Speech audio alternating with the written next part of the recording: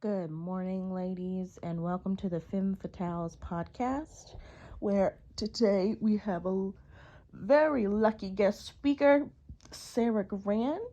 Um, she is the author of The Heavenly Twins and many other great books, and then the essay, The Aspect of a New Woman in 1894. A huge influence in feminism and so much more. Um, Truly an amazing woman who was like a founding father for this feminism wave of the new woman. Um, so, can you tell us what this essay is about? What it sparked um, for this new woman? Well, of course. Um, so this new age of woman and everything in this essay is basically a feminist idea combating the societal limits in our male dominated society. So us gaining our independence and achieving self fulfillment beyond marriage and family. So basically trying to show women that we are something regardless of, our marital status, regardless of if we have children, we can be successful and fulfilled in our lives without those things, just like a young bachelor can, or just like a young professional man could. We are on the same par and we can do those same things as well. Um, that's awesome. Can you tell us the importance of this new woman? Well, sure. So, it's important for us to see a change with the woman in our society today, um, because it's time that we change the patriarchal society that was built to oppress us. We're not made to be individuals or our own people, which is sad because there's no reason that women shouldn't be able or shouldn't be thought of on par as men, because we're just as capable as they are. Um, so it's time that we start to spark that change, because it will only better not only our society but like how our women are and our health and our mental health and how we see ourselves. Um, that's awesome. So what can you tell us some of the characteristics that we can see in the modern woman? Well, of course. So we are gonna see a lot of women, like I said, taking charge of their own lives. Uh, and this could be going to school, working in professional things. We're seeing this new wave of the pink collar worker, professional women. Um, like I said, either going into education or going straight into the workforce.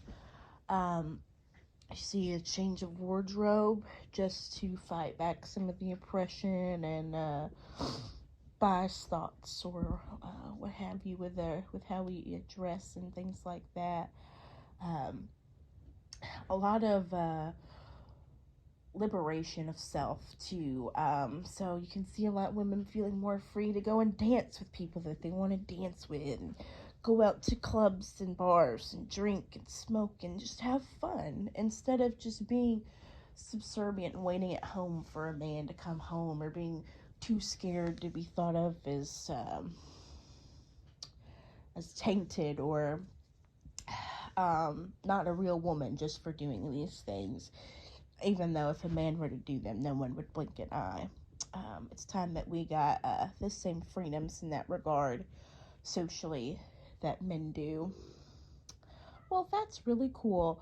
Um, what what changes can like what's something that that's gonna differ about women than before?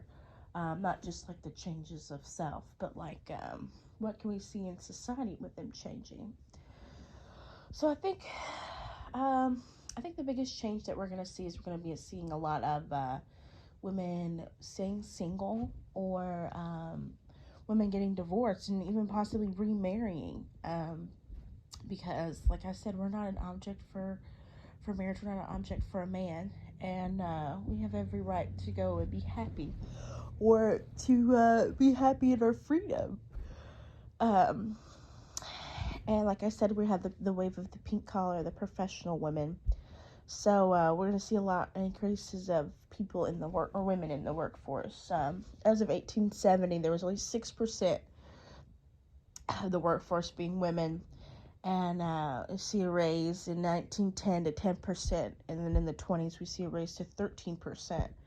So I think those are the two biggest ones that we're going to see, is kind of how women stand on marriage and relationships with men, and then getting out into the workforce.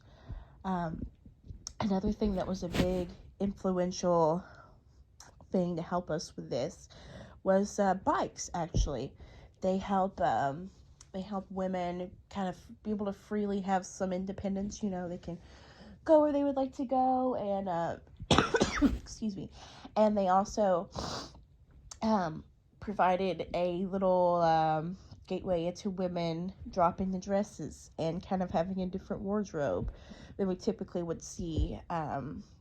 It's unheard of for women to have pants, but of course, if you pedal around on your little bike, you need some pants, and so that's a huge thing as well.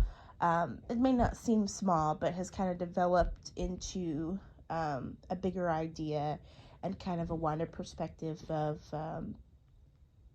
not just clothes, but also, again, taking back our own personal liberation and kind of wearing what we want to wear and doing what we want to do, versus, again, being oppressed and told by a man of what we should wear and what we should look like. And that's awesome. That's awesome. It's time for that change, and we're lucky to have you, Sarah Grand, here, paving the way for this change for women. Yes, thank you so much for having me on here. I'm so glad I got to shed some light on this topic. Ladies, liberation is on the way. Wear the pants, smoke the smokes, and live your life for you. Our time for revolution is here. Let's make change for us and our daughters to come after. Thank you.